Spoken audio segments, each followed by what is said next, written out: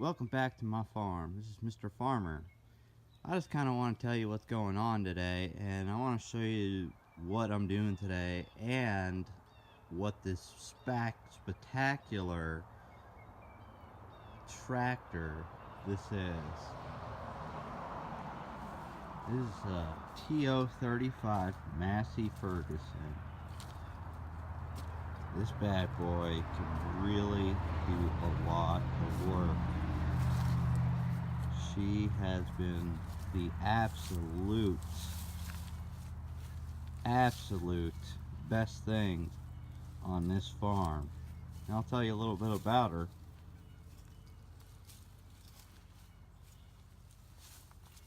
She is absolutely gorgeous.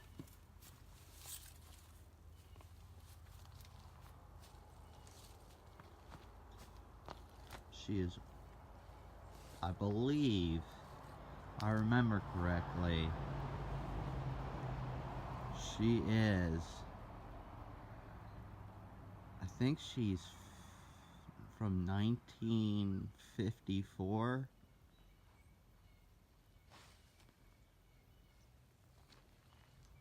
She has no oil filter, no air filter, no fuel filter. She's absolutely gorgeous, and she can do a ton of work. These right here are counterweights in the front. The gentleman who made this, who bought this a long time ago when this first came out, went and made this piece right here to put that on here to go up that hill up there. And I tell you, it's crazy. He also widened the front out, and he widened the back out by flipping the wheels out so they'd be wider in the back, and put this extension out here out more so it can ride up those hills up there. But that's not the point of this video. Today I'm going to be splitting all that, and be splitting this, splitting that, all put in there. I've been using a lot of wood recently, and yeah, I'll be splitting that right there, and those big pieces. I'll give you the power of wood and how big density is this piece right here is red oak. Red oak is a very dense wood, and it's very heavy. I dropped this last year, and it was laying up on top of the hill there. I'll show you that in another video. But that piece alone is at least 250 pounds, half dried. That's how dense that wood is. But I use my little wood splitter because there's no way I'll be able to do this by hand in one day. Don't ask me what kind of wood that is. That is, I don't know, but it burns pretty fast, hot, and I do it. I can't move those pieces. I think that tractor took 3 of those pieces. Those are 2 feet long pieces. 3 of those, and it can move it without popping the top up. This tree is a box elder tree, because during the, see those wood log trucks? That's what I hear all the time. Box elder tree had these little bugs that go all over during the spring, summer, and fall, and during the winter they're gone. It was all because of that tree. That tree's coming down, and I'll show that in the video.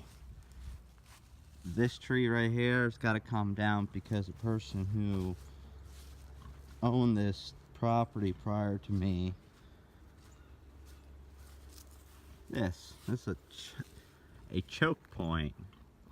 Somebody must have put a chain or something in there, and I tell you, it is choking it. And yes, it's still growing, but there's your weak spot, and one day, I know it for a fact, If it gets any bigger than what it is now, then it's gonna be your weak point right here, and it's gonna topple over. So I'm gonna cut it off and cut right here and above that right there, and I'm going to burn this section alone. But also I just kind of want to give you a little thing here. What you can do, this stuff right here is sap that comes off of these pine trees. You can break this stuff off if you're ever in a situation, you know, out in the middle of nowhere and you see a bunch of this stuff kind of coming around and just drip it off. You'll see it, here, I'll give you a good point. That right there is newly sap. It's trying to heal itself.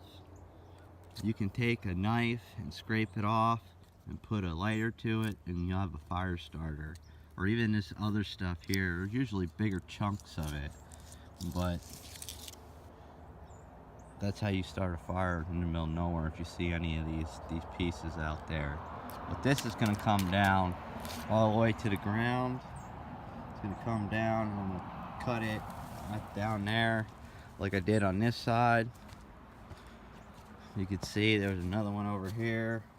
No idea why they would put something here, but it is what it is. But this brush right here is going to get burnt one day.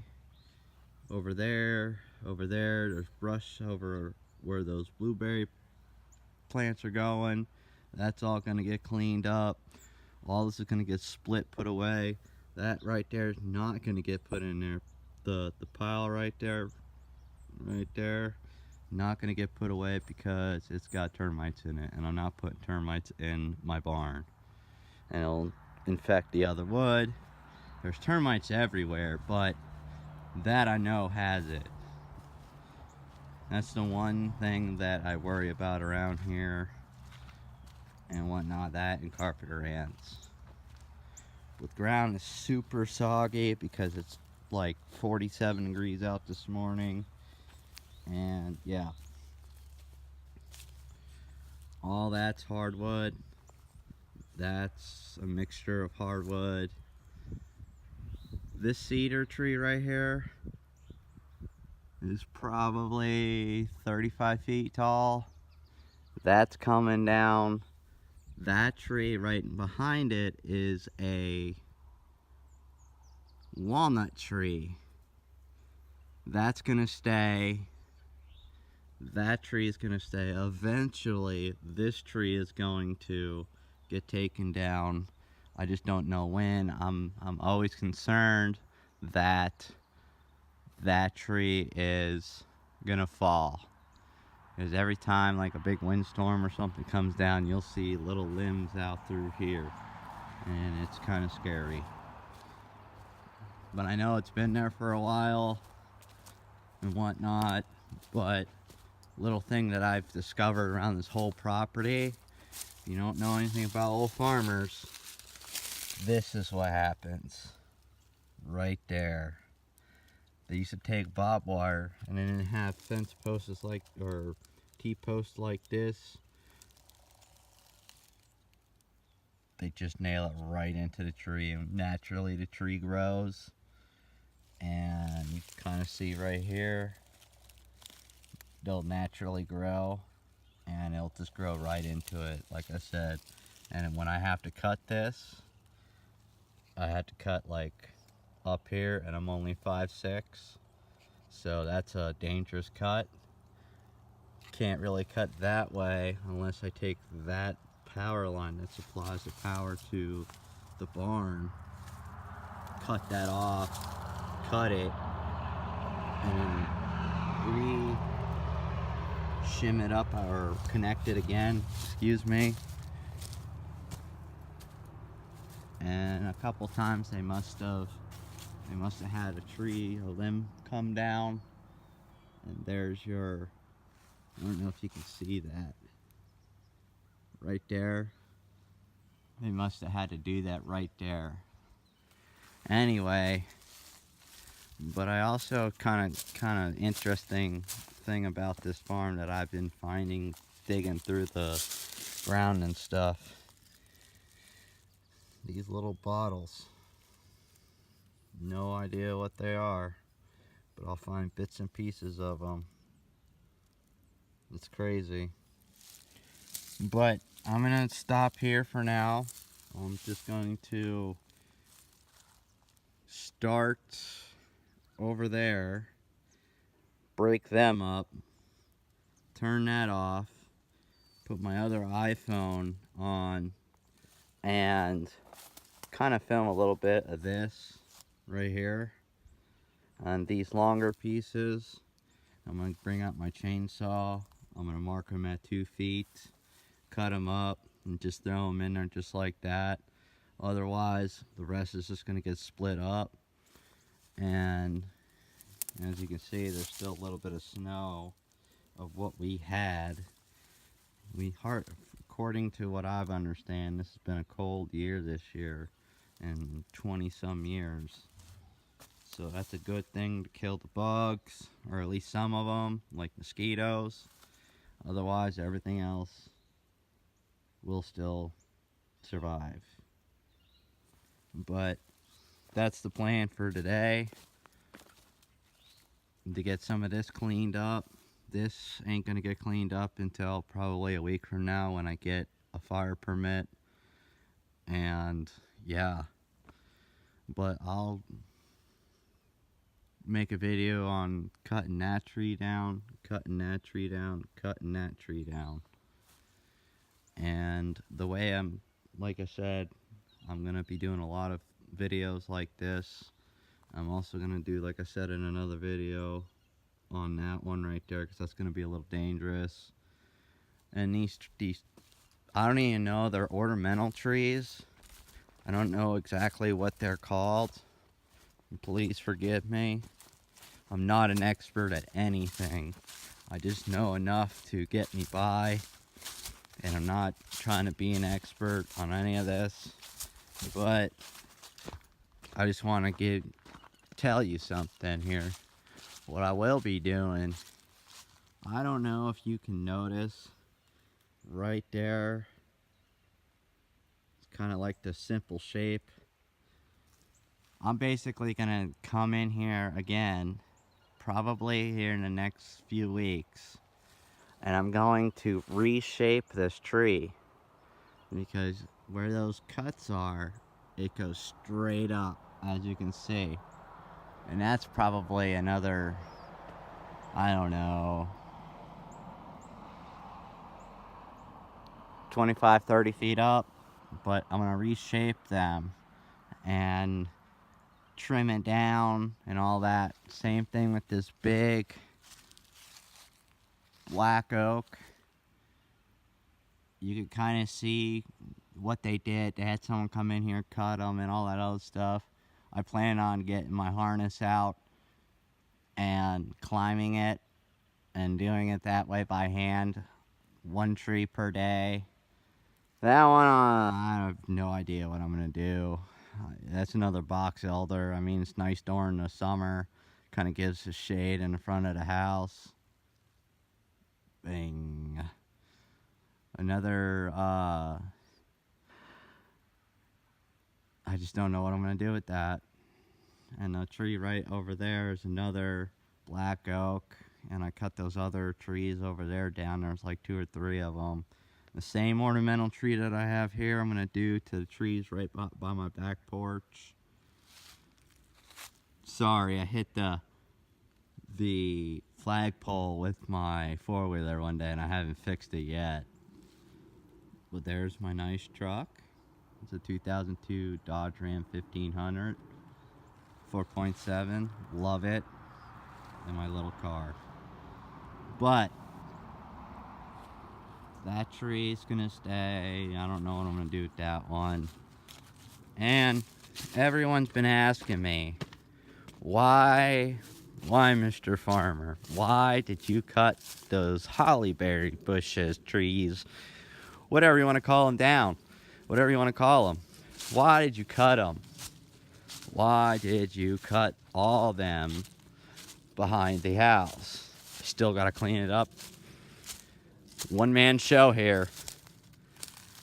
Why'd you cut this line right here out? Few reasons. One, they're getting big next to the house. I don't like them, never did like them, and they just suck. They grew about 25 feet up, almost had a couple of mishaps, at least on hurting myself or the house, and it was scary. I have a 10 and a half inch boot, you know, right there. That's probably about 10 inches, roughly 10 inches, you know. You're looking at pieces that are coming off like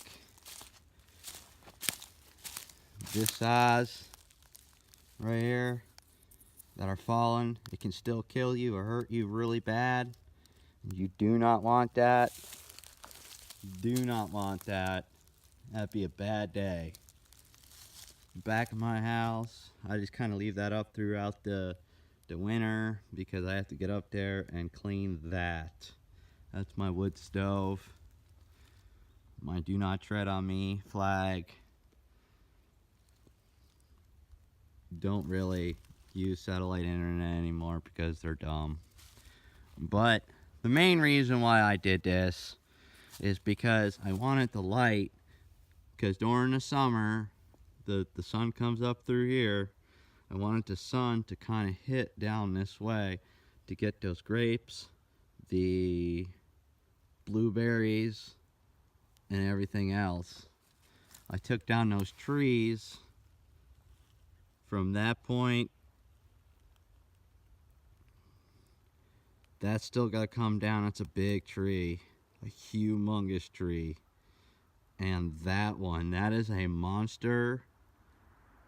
I can't think of the name. It'll come to me in a minute. Over there, that's a deadly tree. That's a widowmaker. See, I told you it'd get to me. The thing is probably, I want to say 6 feet wide at the base. And that little piece that's coming out right there is an actual elbow. Somewhere down that area.